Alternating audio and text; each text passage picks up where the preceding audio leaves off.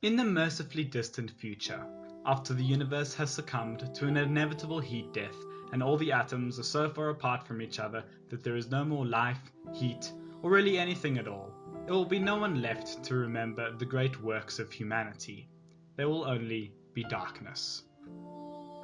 It is easy in the light of such a depressing forecast to harbour nihilistic thoughts. Why even bother trying to do anything at all? This is the true purpose of poetry, and indeed every art form. The meaning they give to the basic urges and actions of life highlight their real usefulness. Humans see the world from a very narrow perspective, namely the 120-degree view from our eyeballs. Everything we see is tinged with the bias of these excellent but very selective miniature cameras. Everyone sees the same ordinary sunrise from a different perspective, after all. Poetry enables humans to share with each other their perspectives of everyday life. Indeed, ordinary natural events are given meaning by poetry. In Love's Philosophy, Percy Shelley describes how the sunlight clasps the earth and the moonbeams kiss the sea. You might never have seen it before, but now, when you watch a sunrise over the hills or the moon shining over the sea, you can recognize and enjoy Shelley's descriptions. They give new meaning and life to the same natural phenomenon in front of you.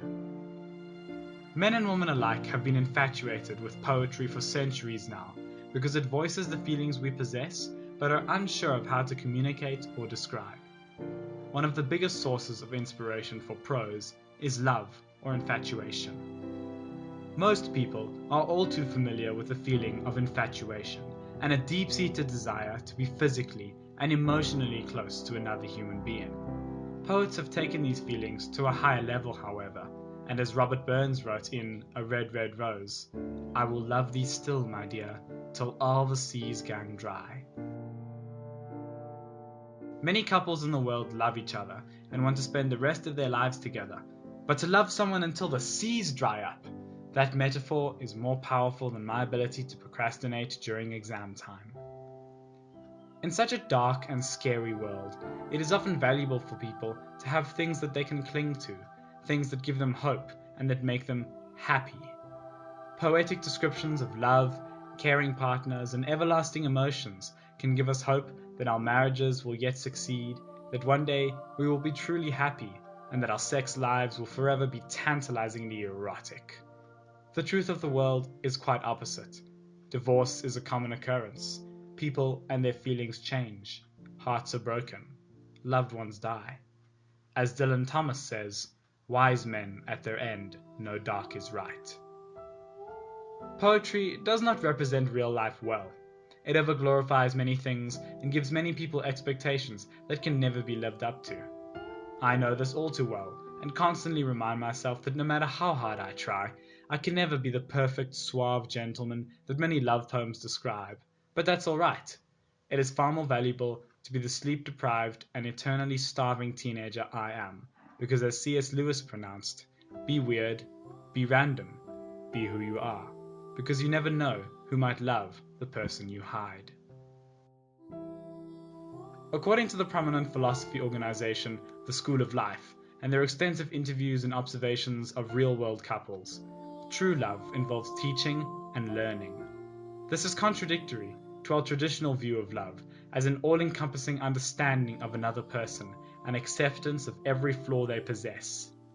Poetry often only encourages this traditional perspective, but when we expose our inner flaws and weirdness like C.S. Lewis encourages, we offer our partner the opportunity to help us fix ourselves, to help improve parts of ourselves that are in desperate need of repair.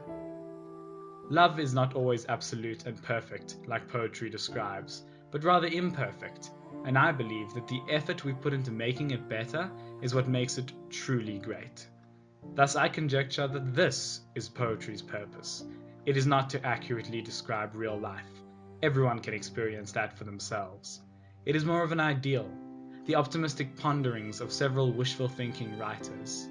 Poems and indeed love poetry are the things we want to strive towards, the ideals we wish to emulate. Poetry is a way for humans to motivate and transform ourselves. It is a way for us to not go gentle into that good night. It is a way in which we can ignore the inevitable heat death of the universe and hope that just maybe a shred of our collective humanity will remain after we are gone. Poetry is the hope that life has meaning, and is one of our best answers to the question, is all that we see or seem but a dream within a dream? What is the meaning of life? Poetry takes one tiny step towards answering this question. We love poetry because it gives us hope that we have a purpose.